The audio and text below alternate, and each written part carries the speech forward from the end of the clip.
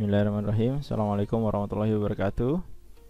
Kita ketemu kali ini di kuliah Petrologi TGT 1201 bersama saya Subhan Arif STMT sebagai pengampu mata kuliah Petrologi. Kali ini kita masuk ke materi ketiga mengenai batuan beku dengan bagian struktur dan tekstur batuan beku.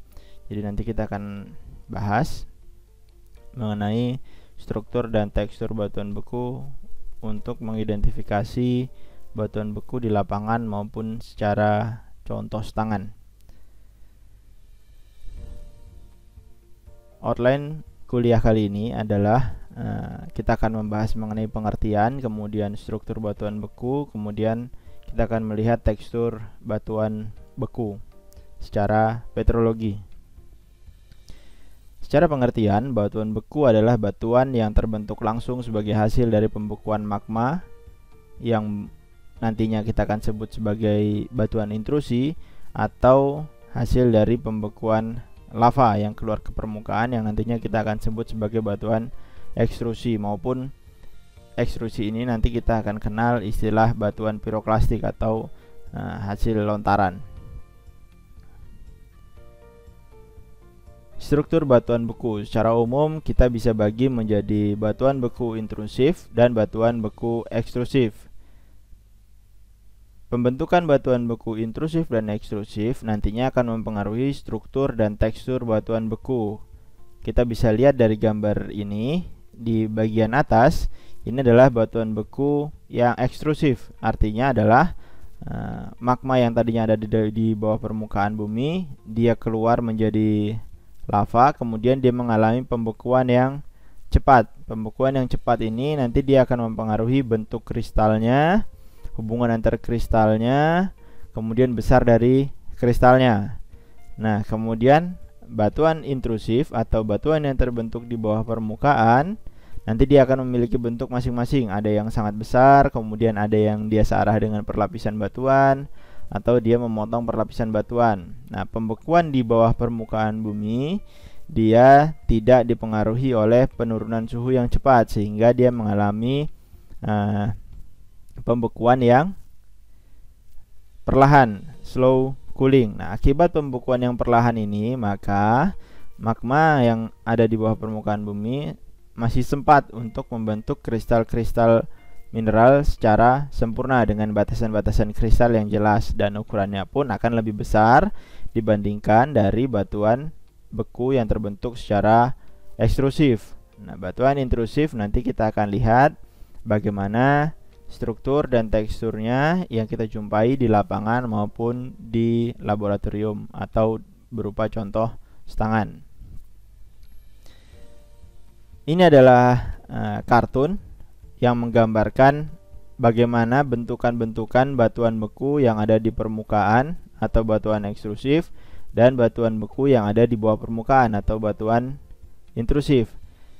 Dari satu gambar kartun ini kita bisa lihat batuan beku yang terbentuk di bawah permukaan dia bisa berupa stok, kemudian bisa berupa ring dike, kemudian bisa berupa batholit, kemudian bisa berupa sheeted dike complex, atau dia bisa berupa an echelon dike set, atau dia bisa berupa lakolit, atau seal, atau lopolit.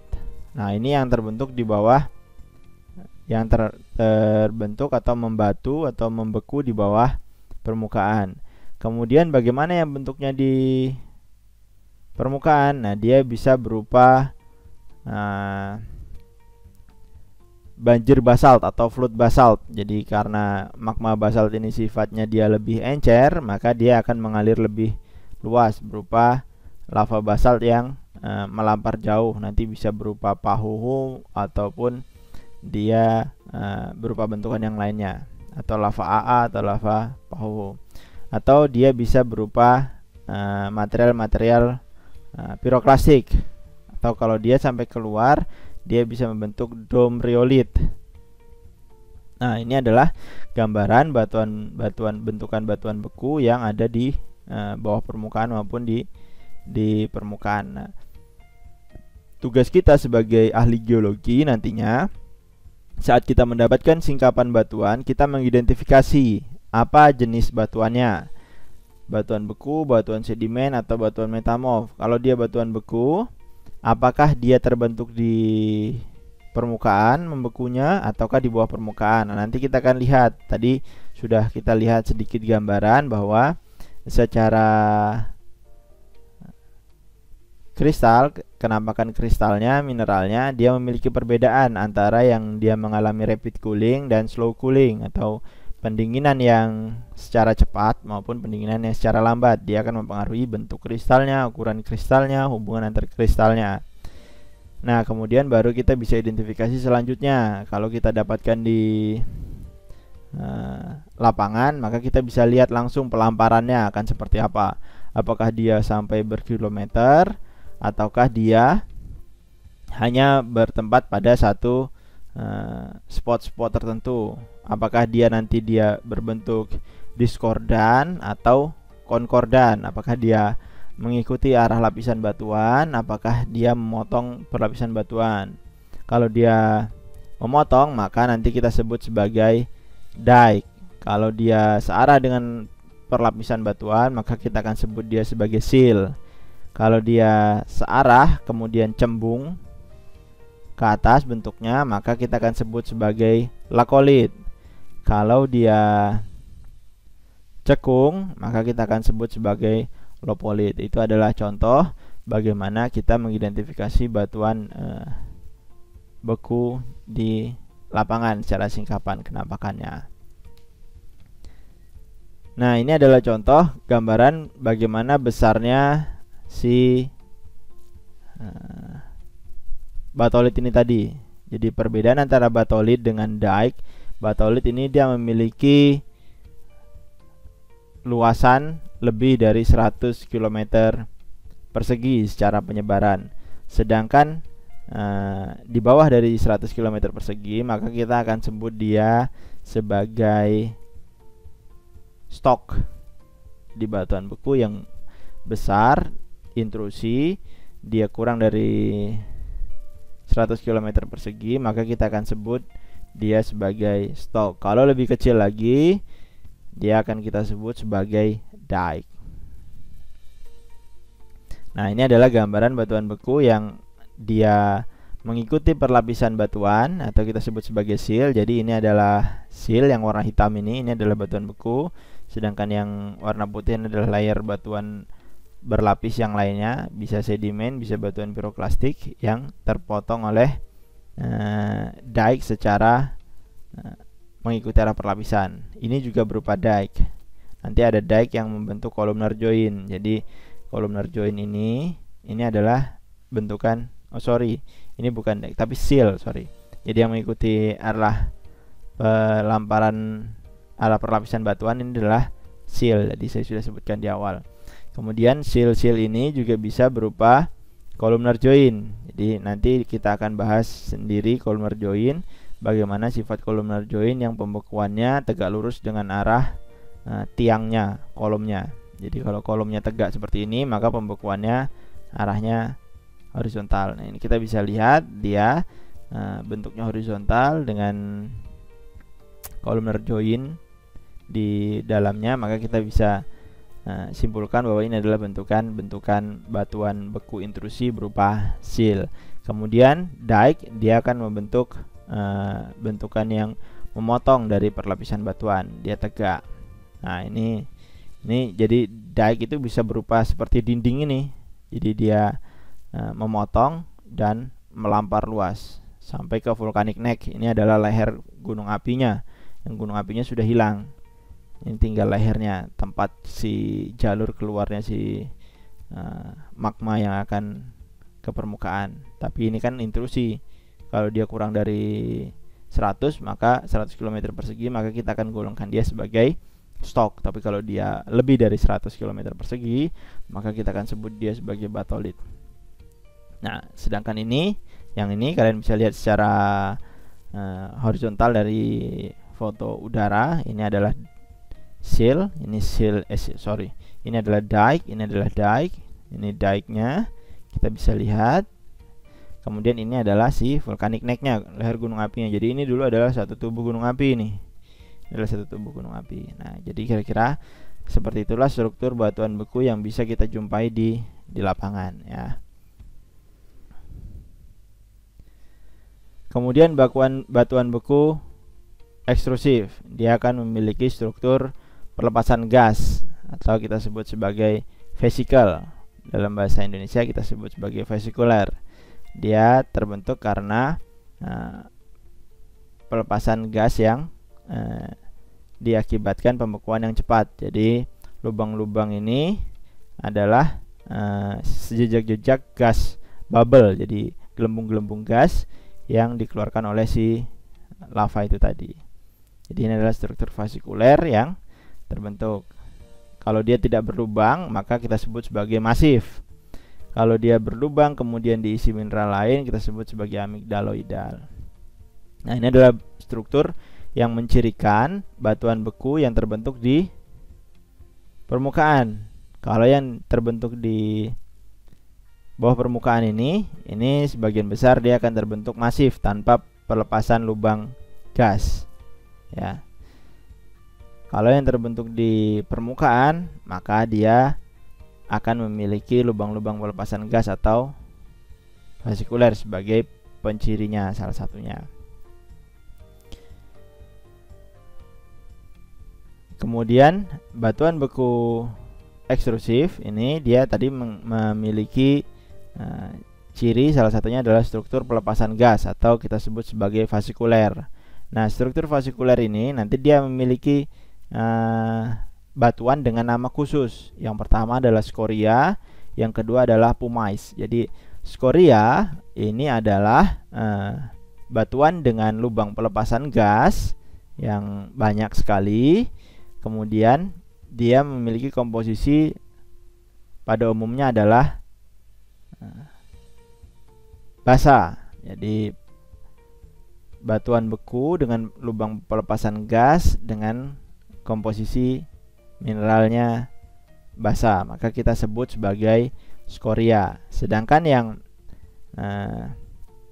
asam kita akan sebut sebagai pumice. Jadi kita bisa lihat ini adalah batuan beku intermediate ke arah asam dengan lubang pelepasan gas yang sangat banyak, warnanya relatif cerah, maka kita sebut sebagai pumice. Pumice ini dalam bahasa Indonesia bisa kita sebut juga sebagai batu apung karena lubang pelepasan gasnya yang banyak, dan sifat batuan beku yang asam itu massa jenisnya lebih ringan dibandingkan yang basa, maka batu apung ini tadi akibat lubang pelepasan gas dan massa jenisnya yang lebih ringan mineralnya, dia bisa mengapung di atas air karena adanya lubang pelepasan gas. Itu kenapa di Indonesia kita sebut dia sebagai batu apung. Jadi secara pengertian seperti ini. Scoria is the physical making up a high proportion of the volume of scoria, give it a sponge-like appearance. Jadi dia bentuknya mirip seperti sponge. Sponge yang kalian gunakan sebagai pencuci mobil, pencuci motor, atau pencuci piring ya. Skoria bisa berwarna coklat kemerahan, tapi ini lebih sering dijumpai berwarna gelap, berwarna hitam, dan biasanya adalah batuan-batuan dengan komposisi mafic atau basa. Kemudian pumice is highly vesicular and glassy. Kalau kalian lihat tadi ini adalah glassy nih, ini glass nih. Ya, ini adalah glass, jadi dia highly vesicular and glassy. Karena highly vesicular ini tadi, maka dia memiliki kemampuan untuk mengapung di atas air tadi. Komposisinya apa? Felsic to intermediate igneous volcanic rock. Ingat ya, garis bawahnya adalah volcanic rock. Jadi volcanic rock ini kita bisa samakan dengan batuan beku ekstrusi. Lawannya yang intrusi apa? Plutonic rock. Jadi ada batuan beku intrusi atau ekstrusi, atau disebut dengan kata lain adalah batuan beku volcanic rock atau plutonic rock ya. Nah, pumice is composed of more vesicle than rock and is essentially solidified lava form. Jadi dari semacam busa-busa lavanya yang membentuk si batu apung tadi. Secara umum, pumice ini berwarna abu-abu cerah sampai ke kuningan. Sebagian besarnya dia glassy. Kemudian pumice is usually felsic. Dia lebih sering kita temukan sebagai batuan yang asam, having the same chemical composition as obsidian, granite, and rhyolite. Jadi ini adalah semua batuan asam. Obsidian bisa kita jumpai di batuan intermediate. Pumice juga bisa kita jumpai di batuan intermediate. Jadi pumice ini adalah batuan beku vulkanik atau ekstrusif yang memiliki komposisi intermediate sampai asam. Kemudian dia memiliki struktur highly vesicular atau vesicular yang sangat banyak. Sedangkan skoria adalah batuan beku vulkanik yang strukturnya highly vesicular juga, tapi dia komposisinya adalah mafic atau basa. Jadi bedakan ya.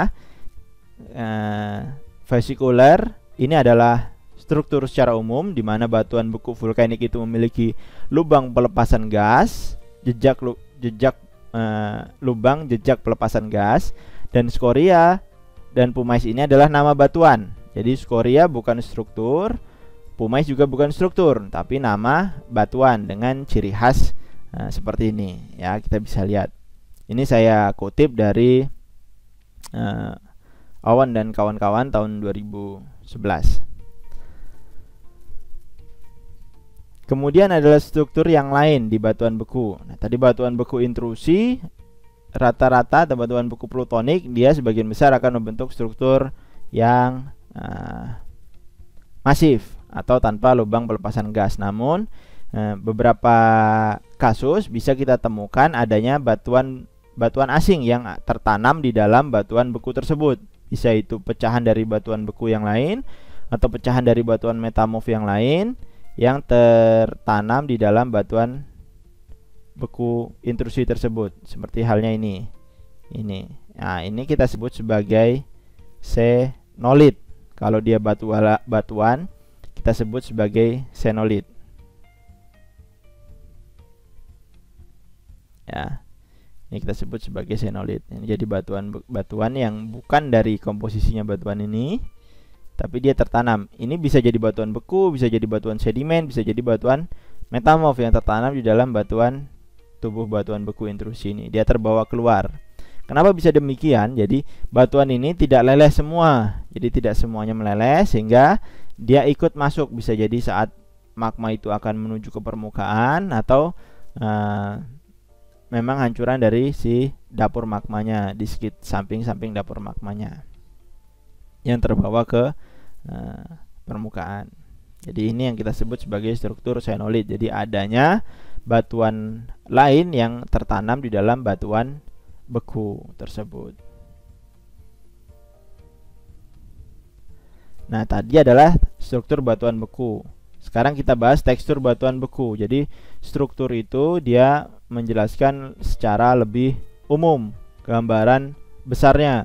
Sedangkan tekstur kita akan membahas hubungan antar mineralnya. Jadi mineral satu dengan mineral yang lain, ukuran mineralnya itu yang akan kita bahas pada tekstur batuan beku atau tekstur batuan pada umumnya. Itu akan membahas hubungan antar mineralnya. Jadi tekstur pada batuan beku yang penting untuk kita kenali, yang pertama ada granularitasnya atau ukuran kristalnya, kemudian bentuk kristalnya, kemudian derajat dari kristalisasinya. Setelah itu adalah hubungan antar kristalnya, bagaimana hubungan antar kristal satu dengan yang lainnya. Apakah dia seragam ataukah dia berbeda-beda? Seragamnya apakah dia nanti subhedral, anhedral, atau euhedral. Yang pertama kita akan bahas granularitas. Tadi kita sudah lihat sekilas di awal mengenai granularitas, bahwa batuan beku ada yang ekstrusif, ada yang intrusif. Jadi yang ekstrusif dia pembekuan secara cepat, maka dia tidak akan sempat membentuk kristal-kristal mineral secara sempurna. Batasan-batasan kristalnya juga dia akan tidak terbentuk sempurna atau anhedral. Dan batuan beku yang terbentuk intrusif, maka dia akan memiliki kesempatan untuk membentuk kristal-kristal penyusun batuan yang lebih sempurna dengan batas-batas yang lebih jelas atau euhedral. Jadi secara granularitas batuan beku dibagi menjadi 3. Afanitik untuk batuan yang memiliki ukuran kristal di bawah 1 mm. Ya, di bawah 1 mm kita sebut dia sebagai apanitik. Jadi fine grain texture produced when lava cooled quickly on or, jadi di atas atau dekat dengan permukaan bumi. Jadi tidak harus di permukaan, dekat dengan permukaan itu juga sudah menyebabkan penurunan suhu yang signifikan, lebih cepat dibandingkan yang ada di bawah permukaan. Kemudian ada struktur faneritik. Jadi faneritik ini bahasa Inggris, faneritik saya tulis dalam bahasa Indonesia. Jadi faneritik adalah struktur coarse grain, jadi mineralnya kasar, dengan tekstur yang dibentuk ketika magma membeku secara perlahan di bawah permukaan. Jadi ini batuan-batuan beku intrusi, maka dia akan memiliki ciri granularitas yang faneritik atau ukuran butirnya kasar di atas 1 mm. Nah, ini bisa kita perhatikan dari saat ini. Begitu kita melihat batuan dengan granularitas afanitik, maka pikiran kita menggunakan the present is the key to the past. Berarti kita bisa melihat bahwa batuan yang afanitik ini dia terbentuk secara cepat. Berarti kalau terbentuk secara cepat, maka dia harus dekat atau berada di permukaan. Nah, nanti tinggal kita lihat dengan strukturnya, apakah dia memiliki lubang pelepasan gas atau tidak. Kalau dia memiliki lubang pelepasan gas, maka dia sudah bisa dipastikan dia terbentuk di permukaan. Nah, namun kalau kita lihat yang ukurannya kasar, yang di atas 1 mm, bisa teramati dengan mata atau dengan lup, maka kita akan sebut dia sebagai paneritik. Paneritik dia terbentuk secara perlahan, maka menggunakan hukum uniformitarianism tadi, kita bisa melihat ke belakang bahwa dia terbentuk secara perlahan di kedalaman atau di bawah permukaan. Nah, ada struktur satu lagi yang berada di antara keduanya, yaitu struktur porfiritik. Jadi dia terbentuk pada kondisi pembekuan yang perlahan, kemudian menjadi cepat tiba-tiba. Biasanya dia tidak terlalu dalam, juga tidak terlalu dekat dengan permukaan. Jadi awalnya dia perlahan, kemudian ada proses pengangkatan, tiba-tiba dia mengalami perubahan suhu yang signifikan, sehingga kristal-kristal yang semuanya belum terbentuk secara sempurna tiba-tiba terbentuk membeku secara cepat, yang menyebabkan dia memiliki struktur porfiritik. Ini adalah contoh struktur porfiritik. Jadi porfiritik ini nanti kita bagi lagi, kita golongkan lagi. Jadi yang tidak seragam ini tadi, dia tidak seluruhnya di bawah 1 mm dan tidak seluruhnya di atas 1 mm. Ya. Nah, ini kita sebut sebagai porfiritik. Nah, porfiritik nanti akan dibagi lagi menjadi porfiroafanitik dan porfirofaneritik. Dia dibedakan dari apanya? Dari ground mass-nya. Jadi kalau porfiroafanitik secara sederhana berarti massa dasarnya, jadi mineral yang paling banyak ini adalah ukuran afanitik atau tidak bisa teramati oleh mata di bawah 1 mm. Kemudian ada mineral-mineral yang ukurannya lebih besar seperti ini. Nah, ini kita sebut sebagai porfiroafanitik. Kemudian ada juga batuan yang porfirofaneritik. Jadi porfirofaneritik adalah batuan porfiritik dengan massa dasar faneritik. Jadi dia faneritik, sudah di atas 1 mm, bisa teramati. Namun ada mineral-mineral yang lebih besar. Nah, kalau tadi di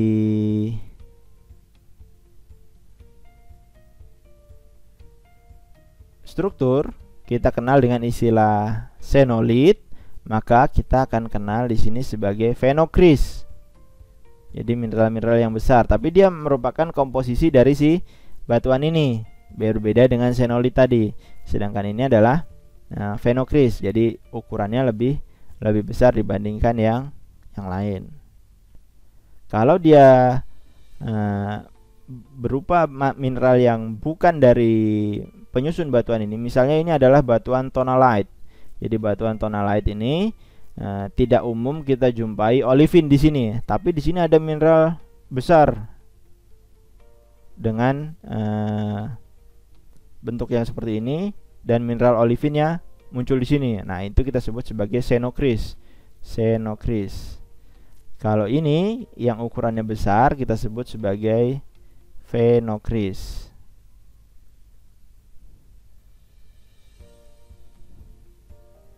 Jadi kristal yang dia ukurannya lebih besar dibandingkan massa dasarnya.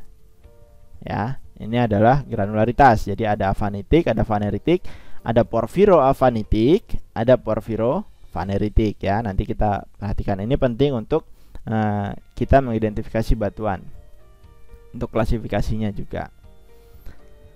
Nah, kemudian ada tekstur khusus dari mineral yang ukurannya besar sekali, dari kalau di sini disebutkan several centimeter across. Jadi dia ukuran mineral yang besar sekali. Ini mineral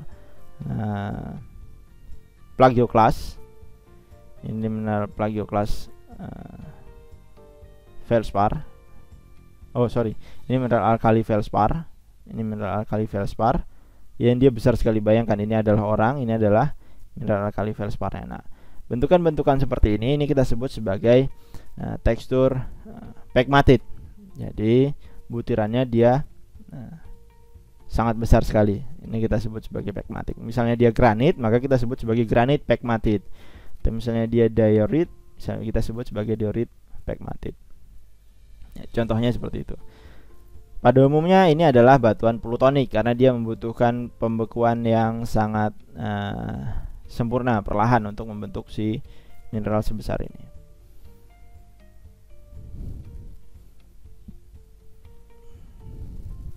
Nah, kemudian setelah granularitas atau ukuran kristalnya, maka kita akan lihat bentuk kristalnya. Bentuk kristal kita akan bagi menjadi euhedral, subhedral, dan anhedral. Anhedral adalah kristal dengan batas-batas yang sudah tidak jelas. Kemudian subhedral adalah kristal dengan batas sebagian jelas, seperti ini misalnya, sebagian masih terlihat jelas batasnya, sebagian sudah tidak jelas yang ini. Itu kita sebut sebagai subhedral. Anhedral ini mineral-mineral plagioclase, batasnya masih jelas. Ini mineral-mineral peroksin, batasnya masih jelas. Nah, ini kita sebut sebagai euhedral. Nah, dengan kita melihat bentuk kristal seperti ini, maka kita juga bisa melihat kembali ke belakang. Mineral-mineral yang terbentuk secara perlahan, pendinginan yang perlahan, kalau batuan itu didominasi oleh mineral-mineral yang bentuknya euhedral, maka dia terbentuk secara perlahan. Lingkungan yang mendukung untuk membentuk secara perlahan adalah di kedalaman, di bawah permukaan. Begitu juga sebaliknya, jika dia didominasi oleh mineral-mineral yang anhedral, maka itu mencirikan bahwa dia terbentuk di lingkungan yang memiliki kondisi di mana perbedaan suhu yang sangat signifikan dengan magma sebelumnya, sehingga dia lebih cepat menjadi batu atau pembekuannya secara lebih cepat. Maka mineral-mineral anhedral sebagian besar berada pada batuan-batuan yang terbentuk di permukaan atau volcanic rock atau batuan ekstrusi.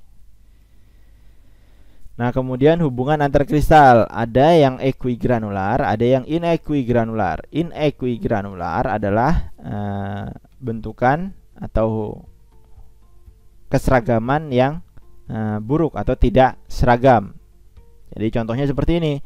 Ada yang dia kecil, ada yang besar. Nah, ini kita sudah bisa simpulkan bahwa ini adalah hubungan antar kristalnya inequigranular. Tapi ada yang equigranular. Jadi equigranular ini yang bentuk kristalnya seragam, besar semua atau kecil semua. Kalau dia bentuk kristalnya seragam bentuk kristalnya seragam euhedral semua, maka kita sebut sebagai panidiomorfik. Kalau yang subhedral maka hipidiomorfik. Kalau yang anhedral maka kita sebut sebagai allotriomorfik. Ya, itu untuk hubungan antar kristalnya. Kalau kita bisa perhatikan di lapangan, batuan-batuan yang plutonik biasanya yang granularitasnya dia paneritik, maka kita bisa perhatikan bentuk dari si batas atau batas-batas dari si kristalnya. Kita bisa lihat bentuk kristalnya. Tapi kalau dia yang afanitik, maka kita tidak akan bisa mengidentifikasi si apakah dia panidiomorfik, apakah dia hipidiomorfik atau yang lainnya, ya. Sehingga kita perlu memperhatikan batasan-batasan tersebut. Nah, kemudian ada derajat kristalisasi. Yang pertama ada holokristalin, kemudian ada holohialin, dan ada hipokristalin. Holohhialin adalah holokristalin adalah batuan beku yang keseluruhannya tersusun oleh kristal. Jadi kita bisa lihat ini. Kalau dia pembekuannya perlahan, jika batuan tersebut terbentuk secara perlahan di kedalaman atau di bawah permukaan atau kita sebut sebagai batuan plutonik atau batuan intrusif, maka dia akan membentuk kristal secara sempurna.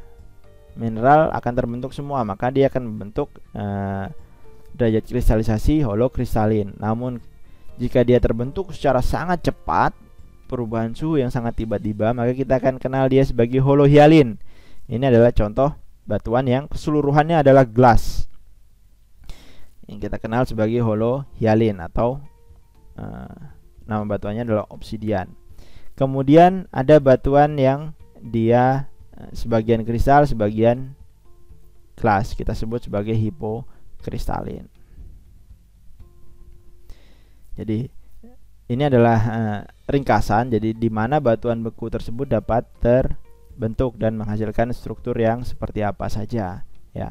Jadi ada batuan-batuan yang terbentuk pada zona pertemuan antar lempeng yang kita kenal sebagai zona subdaksi, di mana di situ terjadi pelelehan sebagian. Jadi pelelehan sebagian ini nanti akan menjadi suplai magma, dan biasanya magmanya akan bersifat andesitik sampai granitik, dan dia akan membentuk gunung api tipe stratovolcano. Nah, kalau batuan yang sifatnya basah, dia akan terbentuk pada magma yang berasal langsung dari mantel. Di sini dia akan terbentuk pada zona-zona spreading, pemekaran lantai samudra, atau pada zona hotspot. Nanti dia akan menghasilkan batuan-batuan yang tipenya basaltik. Struktur dari batuan bekunya yang terbentuk di bawah permukaan atau yang di permukaan sama seperti yang ada di awal kita lihat tadi. Dia akan bisa membentuk lakolit, lapolit, seal, dike, atau bahkan dia bisa membentuk batolit seperti ini jika syarat dari ukurannya terpenuhi. Nah, nanti kita akan bahas kenapa dari satu sumber yang sama, ya, dia bisa menghasilkan magma yang berbeda-beda. Ada yang basah, ada yang intermediate, ada yang asam, padahal dia sama-sama dari magma yang asalnya dari astenosfer atau yang dari partial melting. Proses apa yang menyebabkan hal tersebut terjadi? Nah, ini adalah salah satu bocoran untuk bahasan kita di minggu depan. Jadi ini adalah gambaran secara sederhana bagaimana penyebaran batuan beku yang ada di kerak kita, ya, yang ada di litosfer. Jadi ingat kemarin saya sudah sebutkan bahwa litosfer ini ada dua bagian. Yang pertama adalah astenosfer bagian atas dan kerak itu sendiri. Ya, jadi litosfer itu ada dua bagian ini. Jadi kerak dan astenosfer bagian atas. Nah, pada kerak, kita bisa jumpai batuan-batuan intrusi berupa diorit dan granit di lempeng di kerak benua. Kemudian di kerak samudra, maka yang kita jumpai adalah batuan-batuan gabbro. Di permukaan atau batuan yang terbentuk di permukaan, kita akan jumpai basalt. Sedangkan di permukaan, batuan yang kita jumpai pada lempeng benua atau kerak benua itu berupa andesit atau riolit contohnya. Dan pada litosfer bagian atas, batuan-batuan yang terbentuk adalah batuan ultra basah, yaitu peridotit, dunit, Hillsborough dan yang lainnya yang memiliki komposisi ultra basah. Jadi litosfer itu di mantel atas dan kerak. Di mantel atas sudah ada batuan, yaitu peridotit dan dunit contohnya. Itu kenapa ruang lingkup pembahasan petrologi itu seputar litosfer, karena memang di litosfer itu sudah terbentuk batuan, meskipun dia berada pada astenosfer bagian atas atau mantel bagian atas, dia sudah memiliki batuan yang terbentuk, yaitu peridotit. Jadi nanti jangan bingung lagi, loh di mantel kok sudah ada batuan, bukannya mantel sifatnya cair ya, magma ya, yang dia menjadi tempat terapungnya si benua. Ya, itu yang mantel bagian tengah ke bawah, tapi mantel bagian atas dia sebagian sudah terbentuk batuan, yaitu peridotit, dunit dan lainnya itu tadi. Nah, jadi kira-kira seperti itu pembahasan kita hari ini. Jadi ini adalah beberapa referensi yang saya gunakan untuk mata kuliah petrologi ini. Nanti kalian bisa cari referensi yang lainnya juga untuk dijadikan bahan bacaan. Jadi, sampai sini sekian dan terima kasih. Tetap jaga kesehatan. Selamat belajar dan sampai ketemu lagi. Sekian dari saya. Assalamualaikum warahmatullahi wabarakatuh.